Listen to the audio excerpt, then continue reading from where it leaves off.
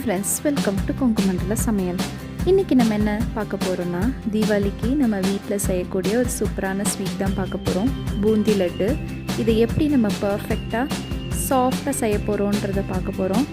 இந்த வீடியோவில் பூந்தி லட்டு செய்கிறதுக்கு நான் நிறைய டிப்ஸ் சொல்லியிருப்பேன். அதனால வீடியோவை ஸ்கிப் பண்ணாமல் கடைசி வரைக்கும் பாருங்கள். நம்ம பர்ஃபெக்டான பூந்தி லட்டு நம்ம வீட்டிலே செஞ்சு அசத்தலாம். வாங்க வீடியோக்குள்ளே போகலாம்.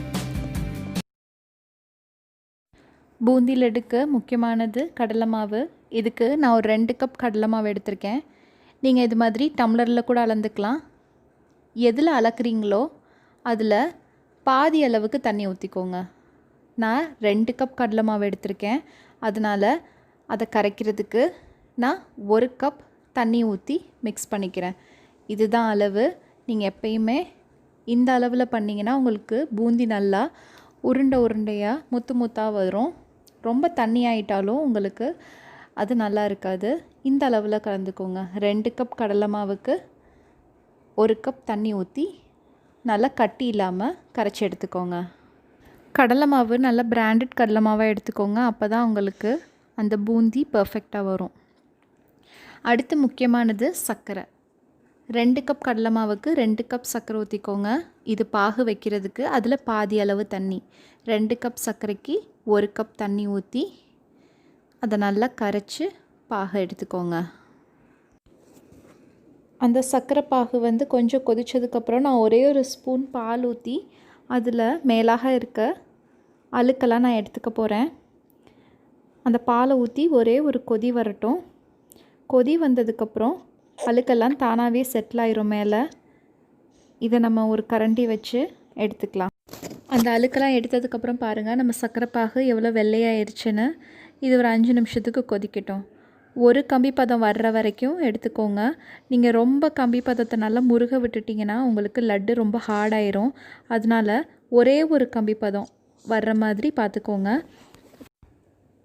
இது மாதிரி ஒரு 4-5 சொட்டு எலுமிச்சம்பழம் புழிஞ்சு விட்டுருங்க. அப்போ தான் உங்களுக்கு அந்த சர்க்கரை கிறிஸ்டலைஸ் ஆகாது. அதே மாதிரி உங்களுக்கு அந்த லட்டு எப்பயுமே ஜூஸியாக இருக்கும். பாகு இது மாதிரி சூடாக இருக்கணும். மாவு எடுத்து வச்சுக்கோங்க, கரண்டி எடுத்து வச்சுக்கோங்க.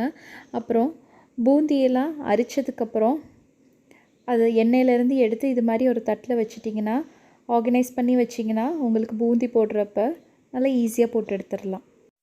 பூந்தி கரெக்டாக போட்டு எடுக்கிறதுக்கு எண்ணெயோட சூடு ரொம்ப முக்கியமானது. அதுக்கு இது மாதிரி ஒரு மாவை இது மாதிரி விரலில் விட்டு பாருங்கள். அந்த மாவு உடனே மேலே எலும்பி வரணும். இதுதான் கரெக்டான டெம்பரேச்சர். நீங்கள் எண்ணெய் காயறதுக்கு முதல்ல போட்டிங்கன்னா அந்த மாவெல்லாம் அந்த கெடாய் கீழே நின்றும். உங்களுக்கு அப்புறம் லட்டு போடுறப்ப அது சவுக்குன்னு ஆகிடும். இப்போ பூந்தி கரண்டியில் இது மாதிரி ஒரு கரண்டி மாவு எடுத்து இப்படி நல்லா தோசை ஊற்றுற மாதிரி நல்லா தேய்ச்சி விடுங்க. பாருங்கள், பூந்தி எவ்வளோ முத்தாக மேலே எலும்பி வருது. இது மாதிரி நல்லா தேய்ச்சி விட்டுருங்க. ரொம்பவும் போடாதீங்க. அந்த எண்ணெய்க்கு எவ்வளோ பூந்தி அளவு வருதோ அந்த அளவுக்கு போடுங்க. அப்போ தான் பூந்தி நல்லா வெந்து வரும். ரொம்ப நேரம் பூந்தி எண்ணெயில் வேகணுன்றது அவசியம் கிடையாது. ஒரு மேக்ஸிமம் 1 நிமிஷம் வெந்ததுக்கப்புறம் இது மாதிரி ஒரு கரண்டி வச்சு ஒரு 2 திருப்பி போட்டு எடுத்துடலாம். நம்ம பூந்தி ரெடி ஆயிரும். பூந்தியை ரொம்ப நேரம் எண்ணெயில் வச்சிங்கன்னா அது முறுக்குன்னு ஆயிரும். காரா பூந்தி செய்கிற மாதிரி ஆயிரும். நம்ம பூந்தி லட்டுக்கு பூந்தி 1 நிமிஷம் வெந்தாலே போதும். நம்ம பூந்தி ரெடி ஆயிடுச்சு. இப்போ இதை நம்ம டைரெக்டாக சர்க்கரை பாகில் போட்டுடலாம். சர்க்கரை பாகில் போட்டு நம்ம அடுப்பு பூந்தியை போட்டுடலாம். இன்னொருக்கா காமிக்கிறேன் பாருங்கள்.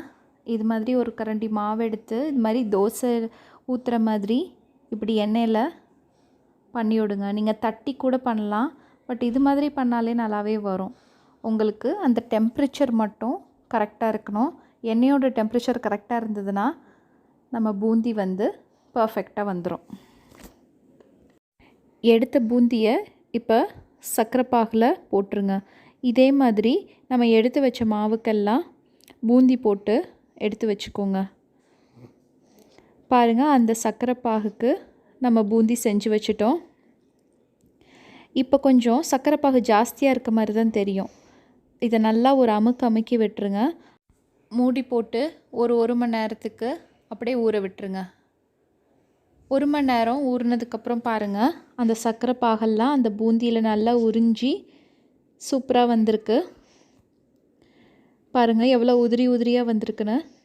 இதுதான் கரெக்டான பக்குவம். நம்ம எடுத்து வச்ச பூந்தியை இது மாதிரி டைரெக்டாக நீங்கள் கூட உருண்டை பிடிச்சிக்கலாம். இது மாதிரி உருண்டை பிடிச்சாலே உங்களுக்கு லட்டு நல்லா வரும். ஆனால் இப்படி பண்ண போகிறது கிடையாது. நம்ம வீட்டில் இது மாதிரி இடிக்கிற கல் வச்சுருப்போம்ல, இதை வச்சு நான் ஒரு 2 குத்து குத்திட்டு அதுக்கப்புறம் லட்டு பிடிக்க போகிறேன். பாருங்கள் நம்ம குத்துனதுக்கப்புறம் எப்படி இருக்குதுன்னு. இப்போ நம்ம தாளிக்கிறத பார்த்துடலாம். ஒரு கடாயில் 2 ஸ்பூன் நெய் ஊற்றிக்கோங்க. அதுக்கப்புறம் முந்திரி, பாதாம் நான் இது கூட சேர்த்துக்கிறேன். இது பாதி நல்லா பொரிஞ்சதுக்கப்புறம் நான் கிஸ்மிஸ் சேர்த்துக்கிறேன்.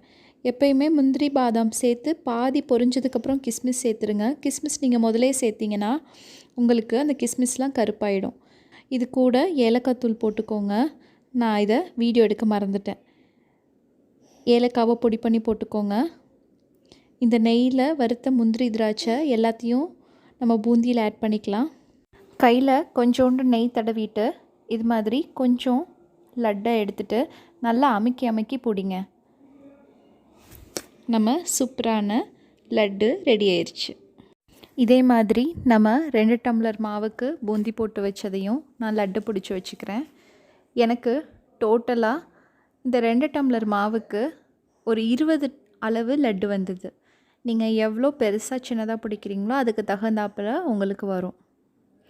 இந்த தீபாவளியை சூப்பரான இந்த பூந்தி லட்டோடு நீங்கள் செலிப்ரேட் பண்ணுவீங்கன்னு நான் நினைக்கிறேன்.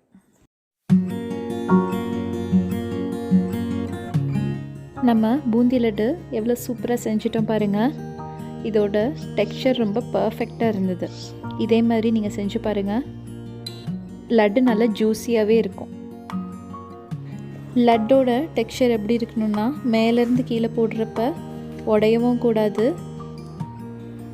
உள்ளே அதை உடச்சி பார்த்தீங்கன்னா ஜூஸியாகவே இருக்கும். இது மாதிரி ஜூஸியான லட்டு செய்கிறதுக்கு 3 முக்கியமான டிப்ஸ். எவ்வளோ டம்ளர் மாவு எடுக்கிறீங்களோ அதில் பாதி அளவு தண்ணி, ஒரு கம்பி பதம், அப்புறம் கரெக்டான அளவில் சூடு. இது 3 ஃபாலோ பண்ணி நீங்கள் லட்டு செஞ்சு பாருங்கள். சூப்பர் பர்ஃபெக்டான லட்டு நம்ம வீட்டிலே செஞ்சிடலாம். சேனலில் தீபாவளிக்கு நிறைய ஸ்வீட் ரெசிபிஸ் போட்டுகிட்டே இருக்கோம். ஈஸியாக எப்படி ஸ்வீட் செய்யலான்னு பார்த்து தெரிஞ்சுக்கோங்க.